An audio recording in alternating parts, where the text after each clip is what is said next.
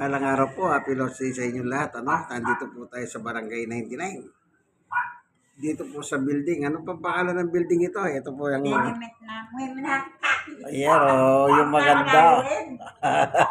Puta, pag 100 ako, makikita kagad ako. Ayaw niya makita yung ganda Kasi daw baka may manligaw pa. Maganda talaga yan. Kapapangan yan. Pagkapapangan, ito pa ko Gusto niyo mag-asawang maganda? Magpunta kayong Pampanga. Lalo na sa Guagua. Ako talaga pinopromote ko yan Dahil marami maganda dyan. At ang maganda sa Kapampangan, maasikaso sa asawa. Yan ang isang mga katangian ng Kapampangan. Yung maasikaso sa asawa. So, dito tayo sa tenement ng Barangay 99. So, mag-Bible study tayo ngayon. May hawak akong Biblia. Amen, ang Biblia ng mga pastor. May payo ang Panginoon Diyos sa ating mga tao. Dito po sa Ezekiel 18, 31 at saka 32. Ganito po ang nakasulat. Lumayo kayo sa inyong mga kasamahan, yung masama, at magbagong buhay, sapagkat di kayo dapat mamatay. Kaya pala namamatay ang tao dahil sa kasamahan niya. Kaya binabanggit po binabasa natin. Mga Israelita, 32. Hindi ko gustong mamatay ang sino man. Kaya magpakabuti kayo upang mabuhay yan. Ang tao po mamamatay. Ang gusto lang sabihin ng Diyos dito, ayoko kayong mamatay na mamatay kayong makasalanan. Kaya ang payo ng Diyos, bago dumating yung kamatayan nating mga tao, ito nga sabi niya, lumayo kayo. Ibig sabihin, hanggat nabubuhay ka, lumayo ka na, kaibigan, sa iyong kasamahan. At magbagong buhay. Yan ang gusto ng Diyos. Dito naman sa mangangaral naman, meron naman tayong mababasang ganito, ang payo ng mangangaral ng Diyos naman ay, tignan nyo po dito naman sa mangangaral. Ay. May hihingal din. Oo Talagang malyarngi ka. Tingnan nyo po itong nakalagay sa mangangaral sa 12:13. Sa kabila ng lahat ng ito, isa lamang ang aking masasabi. Matakot ka sa Diyos at sundin mo ang kanyang mga utos, sapagkat itong buong katungkulan ng tao. Anong utos ng Diyos sa ating mga tao? Bago tayo mamatay, lumayo na tayo sa ating masamang gawa. Magbagong buhay tayo, sabi ng Diyos. Kasi hindi masaya ang Diyos kapag ang isang tao ay mamatay na, hindi po nagbago. Yun ang ayaw ng Diyos. Kasi pag mamatay kang hindi ka magbago, andun na po yung parusa.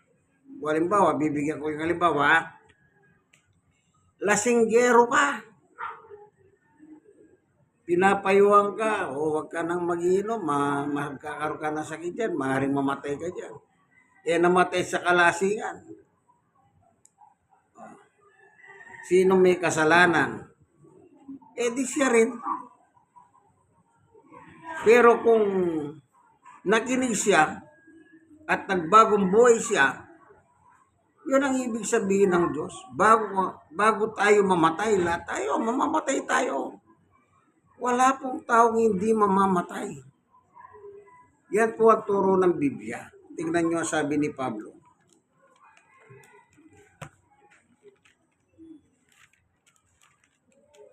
Kaya lagi ko sinasabi to na walang nakakaalam kung kailan ka mamamatay. Di mas maganda, bago dumating yung katok ng kamatayan mo, na ipaganda mo na yung buhay mo. Sabi dito sa Roma 5:12, sabi ni Pablo, ang kasalanan ay pumasok sa sanlibutan sa pamamagitan ng isang tao, si Adan. At ang kamatayan ay pumasok sa pamamagitan ng kasalanan. Dahil dito lumaganap ang kamatayan sa lahat ng tao sapagkat lahat ay nagkasala. Bakit mamamatay ang tao? Dahil may kasalanan. Kaya gusto ng Diyos, bago man lang dumating yung katok ng kamatayan, kaya may mga, halimbawa may na-hospital, pagka talagang malapit na siyang mamatay, anong sinasabi nila? O magpatawag ka ng pare para makapangumpisal na siya. Ganon ang karaniwang maririnig mo.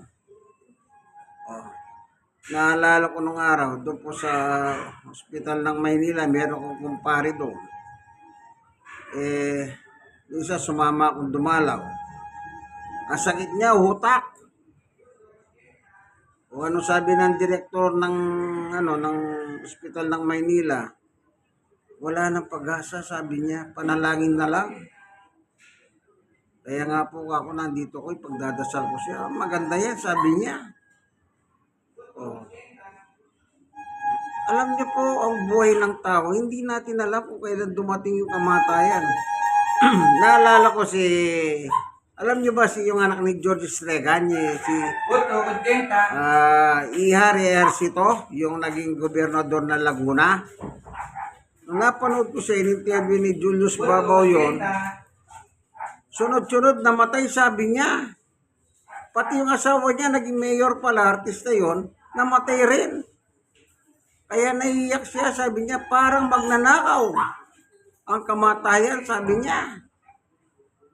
Makita niyo po, walang nakakalam talaga. Kaya tama yung payo ng Diyos bago ka lang mamatay, magbago ka na.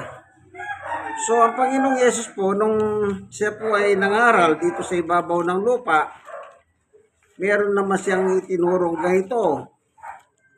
Chapter 4 ng Mateo, ito po yung pangangaral ng Panginoong Yesus.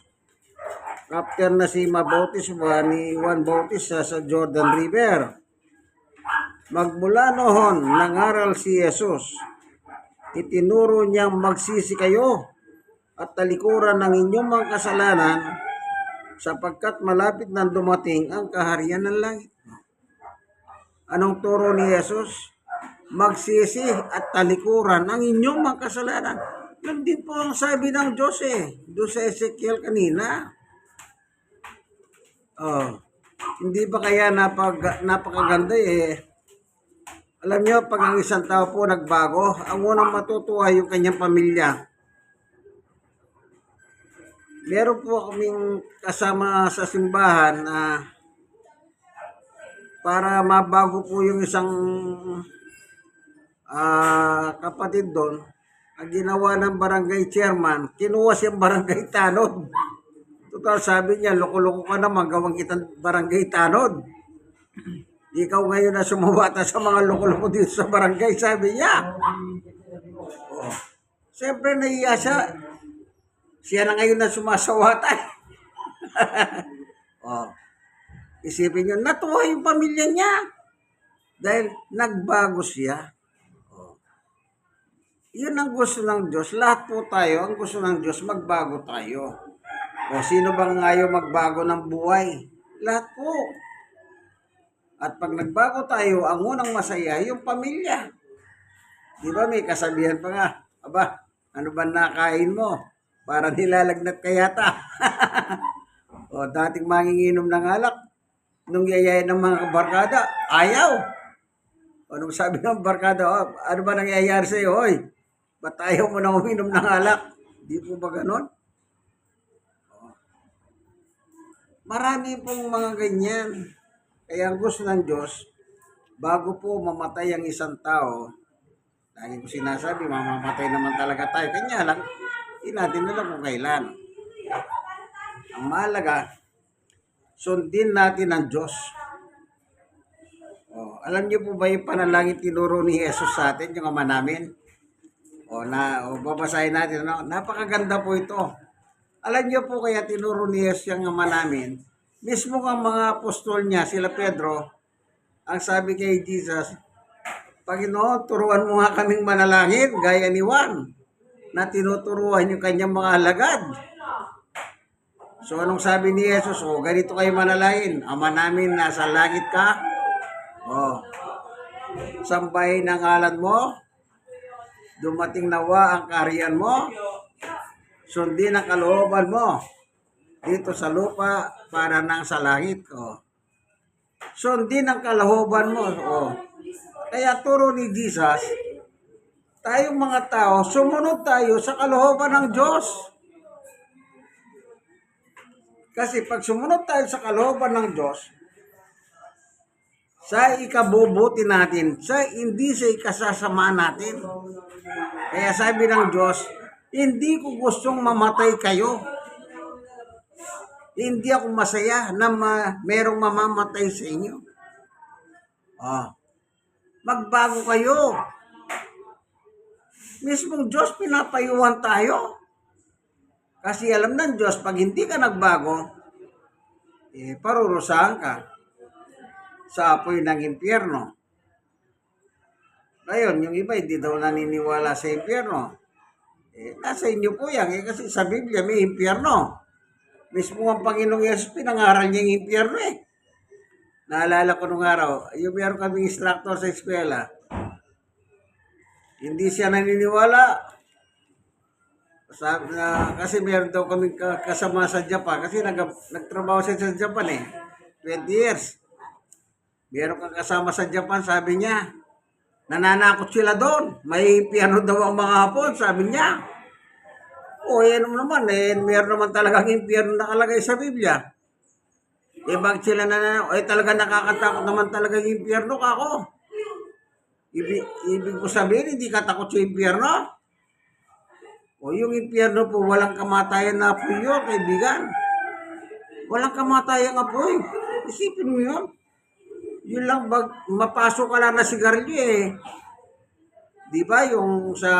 Sa kandila lang, napapaharay sila yung buong katawan mo, sinusunog sa apoy ng impyerno. Di ba mas lalong mahirap yon? Yun po ang impyerno. Ganon, hindi na mamatay yung apoy, kaibigan. Ito, pinangaral ni Jesus ng impyerno. Kaya sinabi ko sa instructor namin, ikaw na master ka kung si Jesus nga nangaral ng impyerno Tapos sinasabi mo yung makasama ko sa Japan nangaral ng impyerno. Ano bang gusto mo sabihin? Tapos may dala akong Biblia kasi habang nag-aaral ako may dala akong Biblia Sabi ko ito yung Biblia, basahin mo. Ayaw niya. Ikaw na lang. Tingnan natin na sinabi ni Jesus tungkol sa impyerno. Dito sa San Marcos 8 sa 48. Sandali tingnan natin dito babasahin natin yan. 9:47 ito. Babasahin ko ano sabi rito. Ito po yung impyerno na binabanggit ni Jesus. Dohoy hindi mamamatay ang mga huod na kumakain sa kanila at ang apoy ay hindi napapatay. Isipin nyo, ang impyerno hindi namamatay yung apoy. Pag nandun ka, meron pang uhod na kasama ka. Labas-masok sa parte ng katawan mo. Doon hindi namamatay ang mga uhod na kumakain sa kanila. Pag namatay ka, di ba pag nilibing ka, kakainin ka na ng uhod yung katawan mo doon sa sementeryo. Pag hindi ka nagbago, napunta ka sa impyerno, meron pa rin kakain ng uhod sa impyerno. Isipin nyo, kaya yung mga tao sabi, mas mabuti daw mamatay. Akala nila ganun-ganun lang. Oh. Kaya minsan may nagsabi sa akin na gusto mamatay. Gusto mo pala mamatay eh. Ba't hindi ka tumalon dyan sa... Ba't kailangan mo pa sabihin mo gusto mong mamatay? Eh, ano, sa bintana tumalon ka. Una ulo. Pag hindi basag ang ulo mo sa baba ko. Ba't kailangan sabihin mo pa? Siguro gusto niya, oo, pagka... Parang gano'n, may pipigil-pigil pa. Sabi niya sa akin, grabe ka naman. Gusto mo lang palang mamatay ka ako. Yung isang kakilala ko, nakasama kong nag-aral, namatay yung tatay niya sa probinsya, umuwi. Atungan, kung makahiya. Tatay, sasama na ako sa iyo. Sabi ko, bago isara yung nicho, pumasok ka. Sabi niya si Kuya Manny naman, yan ang dialogue mo. Gusto mo na sumama sa tatay mo. Bago nila isara, pumasok ka na ako. Natawa ko din. So, si Jesus po nangaral ng impyerno. Bakit nananakot ba si Jesus? Hindi. Winawarningan niya yung mga tao. Kasi yung apoy doon, hindi namamatay. Sabi ko nga po sa iyo, yung mapaso lang ang daliri mo ng kandila, na sigarilyo, kung ano man yan. Ay, napapaganon ka pa eh. Yung buong katawan mo nakasalang sa apoy, parang kang barbecue. Di lalong mas masakit. Kaya yung parusa ng Diyos, masakit talaga. Yung impyerno. Kaya ginawa yung impyerno para lamang kay Satanas yan. At saka doon sa mga anghel sa langit na lumaban sa Diyos. Pero pag ang tao hindi naniwala sa Diyos, hindi sumunod sa Diyos, sorry. Ilalagay ka rin ng Diyos sa impyerno. Kasama mo naman si Satanas. At least may kasama ka. Kanya lang si Satanas nga lang, hindi Diyos. Pero pag sumunod ka, pupunta ka sa langit at kasama mo naman ang Diyos. Hindi ba, alin mo gusto niyo? Yung impyerno kasama mo si Satanas? O yung langit kasama mo ang Diyos? Sa impyerno, apoy, na hindi namamatay. Samantalang sa langit, kahaliwan, kasiyahan.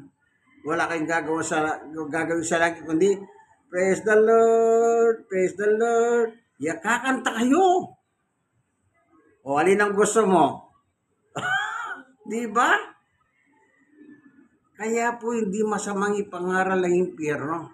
Kaya yung instructor namin doon, kita mo, si Jesus nga nangaral ng impyerno, kaya binabatikos mo kami. Hindi, kasi tinatakot nila yun. Mas maganda kami, nananakot eh. Kasi kung walang mananakot, paano pa yan? Sabi ko, dinatawad siya. Kaya yung impyerno, hindi biro yan. Kasi mismo ang Panginoong Yesus ang nagsabi, eto, babasahin ko pa yung impyerno. Dito sa, yung pinaling mga panguusga ng Panginoon sa tao, ito na po yun. Nasa final, na tayo. Judgment. Dito sa San Mateo 25:31. Ito, babasahin natin ha. Sa malwalating pagdating ng anak ng tao, referring to Jesus. Pagdating ha, ibig sabihin may panggagalingan, langit yun. Kasamang lahat ng anghel. Pagbababa si Jesus, sasama niya lahat ng anghel sa taas. Sa langit, bababa sa lupa.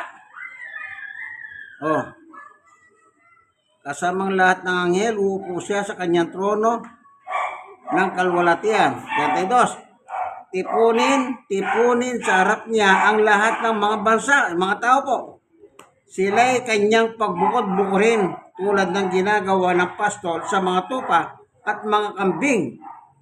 33. Ilalagay niya ang sa kanyang kanan ang mga tupa at sa kaliwa naman ang mga kambing.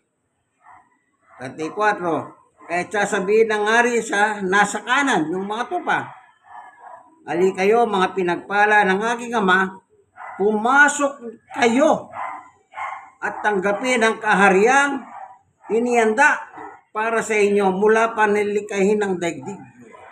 Ito yung mga nagsisi, nagbagong buhay. Nang dumating yung kamatayan, areglado na po ang kanilang buhay sa susunod na buhay. Pero yung ayaw mong magbago, bigla kang natigok, payari ka, impyerno ka. Kaya sabi ko nga po, pag merong nagbabago, ang unang matutuwa yung pamilya mo. Pangalawa na lang yung kapitbahay mo, kaibigan mo, unang-una ang pamilya. Kaya pag gumawa ka walang iyahan, ang unang-unang nahihiya ang pamilya mo. Kaya may mga tatay, ay hindi ko anak yan. Walang niya yan. Kita nyo? Nung bata sila, sabi ng tatay, ay kamukha ko. Eh, nung lumaki, nung nagwalang niya, ay hindi ko kamukha yan. Kamukha ng asawa ko. Di ba ganyan? Oh, yan na. Yung kambing, akit sa langit. Eh, yun naman, yung tupa, akit sa langit. Eh, paano naman yung kambing? Ito ang kambing, ha? At sasabihin naman niya sa mga nasa kaliwa, yung kambing, lumayo kayo sa harapan ko, ay yung mga isinumpa. Doon kayo sa apoy na di namamatay, na inihanda para sa dyablo at sa kanyang mga kampo. Meron kang kasama, huwag kang magkalala kaibigan. Kanya lang si Satanas. O, sinong gusto mong kasama? Ang Diyos sa langit o si Satanas na sa impyerno? Mamili po kayo. Alam niyo, multiple choice lang ang buhay dito sa lupa eh. Multiple choice lang. Anong gusto mo? Matino o hindi? O, di ba? Pero kung ako pipiliin nyo, kailangan doon na tayo sa safety.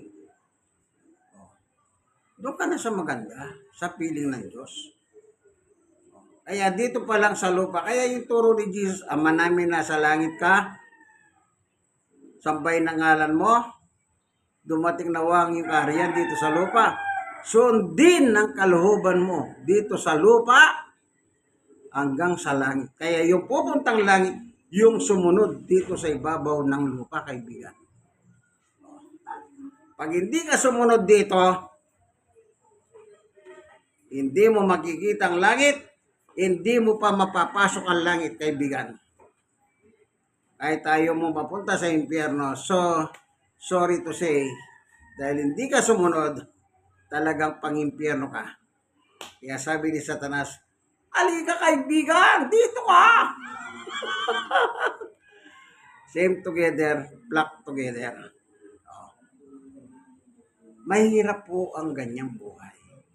Kaya dito sa lupa, sabi ko nga po, hanggat may pagkakataon kayo, sundin na po ang damdam, ang utos ng Diyos, anong nakalagay?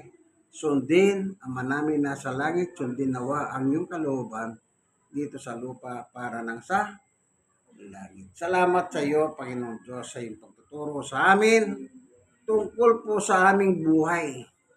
Hindi mo gustong mamatay kaming masama. Ang gusto mo, bago man lang kami mamatay, nagbago na po kami. Magbago na po kami. Salamat po, Panginoon Diyos, sa liwanag ng iyong turo sa amin, sapagkat lahat naman po kayong tao ay mamamatay. Kagaya na nakasulat sa Biblia, no one. Walang isa mang hindi mamamatay. Unless, pag dumating na po yung anak mo dito sa lupa. Amen? God is good. Ito pong inyong kaibigan kay Jesus, Brother Manny Bautista. Dito po tayo sa building. Anong building ito? Low rise. Ah? Building low rise. Yun, building low rise. Low rise. Dito po sa Barangay 99. Dito sa Tondo, Manila. Ano po? Salamat, Panginoon. At minsan pa, sinamahan mo kami ni Sister Beth. At binusog mo kami sa pagkain espiritual. Kasi pinakainan niya ako kanina. Ito na po, ubos na. Lalagyan na lang. Nauna na yung physical. Then sumunod yung spiritual. Maraming salamat po. God bless us all. Bye-bye.